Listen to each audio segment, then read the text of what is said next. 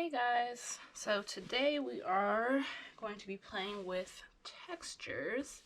So I have a couple of things you can follow along on the page in the coloring book. We are going to experiment a little bit with things that you can find at home. So I have a sponge. This was a little bit harder because it was never used, so if that happens, you just want to spray it with a little bit of water to soften it up. Have a piece of paper, which we are going to use simply by crumbling it up. And that will be able to add some different textures as well. We also have a fork. Feel free to use a plastic one if you have it, or make sure you're able to wash this. Be sure to ask a parent before you just go and grab a fork out of the drawer. And a random object. So I found this leaf. So this is going to be my random object for today.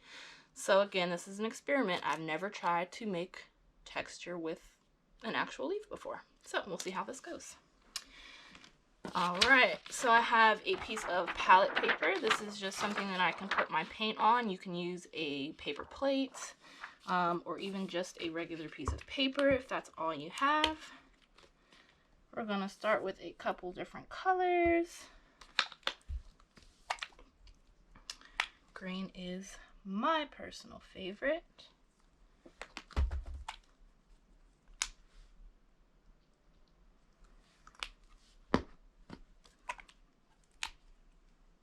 And you don't need anything too fancy. These little small bottles will do just fine. All right, so let's start with the sponge. So as you can see, there are two different sides. You can actually use both sides and it'll give you two different textures to work with. So let's see what it looks like with this side. And I think we'll start with green. So you just dab some paint on there. If it's a little excessive, you can, wipe it off. And as you can see, we're already seeing texture. Wow, look at that. How cool does that look? And then just to show you guys the other side, this is a little more gritty, harder. And we'll do that with a different color.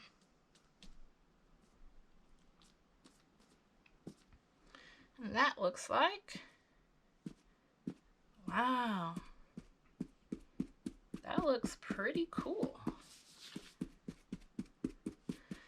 And this is something that you can play with. If you want to add different colors on top of that, you can. Let's try a little bit of orange. Wow, see? You can add textures, different textures on top of each other. So let's do this gritty one on top of this one. Let's see what that looks like. Wow, it's starting to give it a little more depth. And that was all done with just a sponge. So, let's see what we can do with a crumbled piece of paper.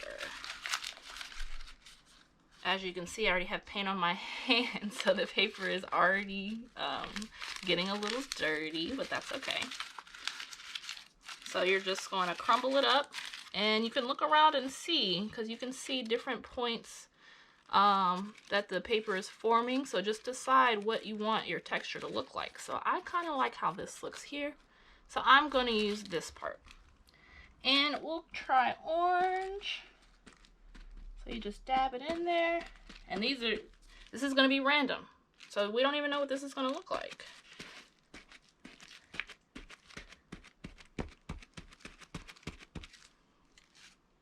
So that's from using that side of the paper. How about we try, I'm going to get a little messy here.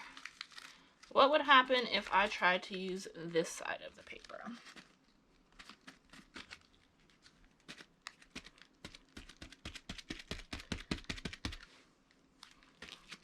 It looks a little different because the folds in there are different. So this is just something fun to experiment, play around with. Woo! All right. Next, the fork. So this will give you like a crosshatch effect without actually having to sit there and do line for line. So let's try this with some black. Oh, there we go. Then you can just cross it. Might need to just play around with the paint a little bit. Make sure you have enough.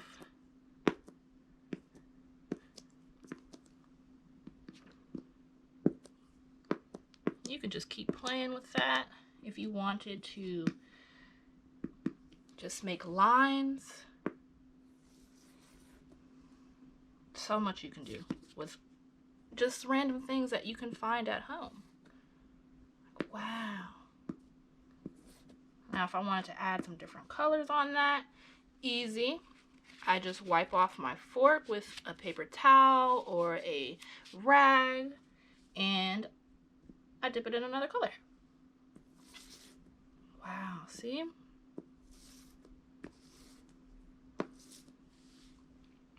And that's how you can get a cross-hatching effect with a fork. And again, make sure you wash this off before you put it back in the drawer.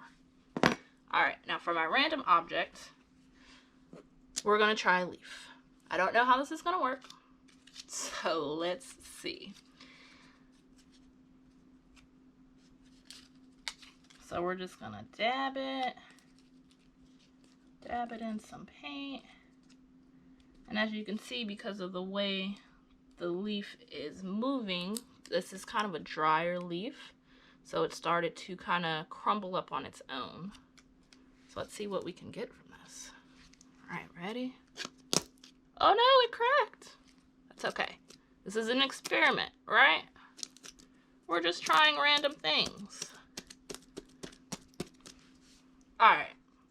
Well, I didn't quite like that. So we're gonna try another random object. I have this weird looking ponytail holder, and I think these will probably give me some crazy little lines on there. All right.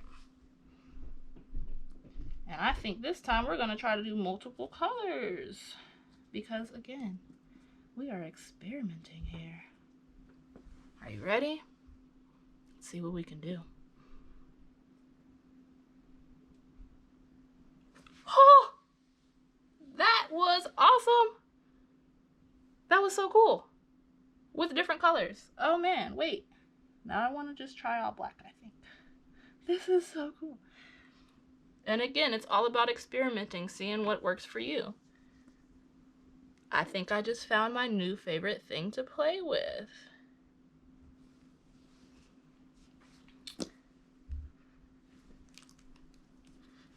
Wow. And we did all of these different textures with things that you can find at home or even right outside your house. And I wanted to show you guys these textures because they do tie into the coloring page that is on the next page once you flip over.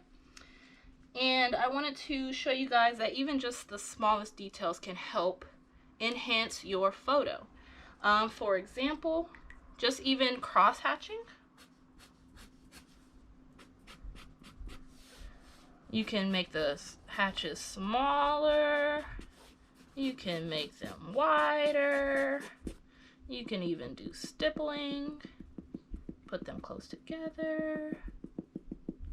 Even farther apart. And this can actually help give you the illusion that you are working with different shades of the same color. So if this is the color. And as you can see, if I am putting it on top of the smaller cross-hatching, it looks like the shade is a little bit darker. It's pretty much an illusion. The black lines help give you that illusion of different shades. Same with the stippling. If the dots are closer together, the shade appears to be a little bit darker. So I hope you guys enjoyed this, were able to take away some tips from this, and I hope you guys have fun experimenting at home. I would love to see what you guys create with these tips and ideas, and I would also love to see which random objects you choose. Thank you guys for taking the time to experiment with me today. It was a pleasure.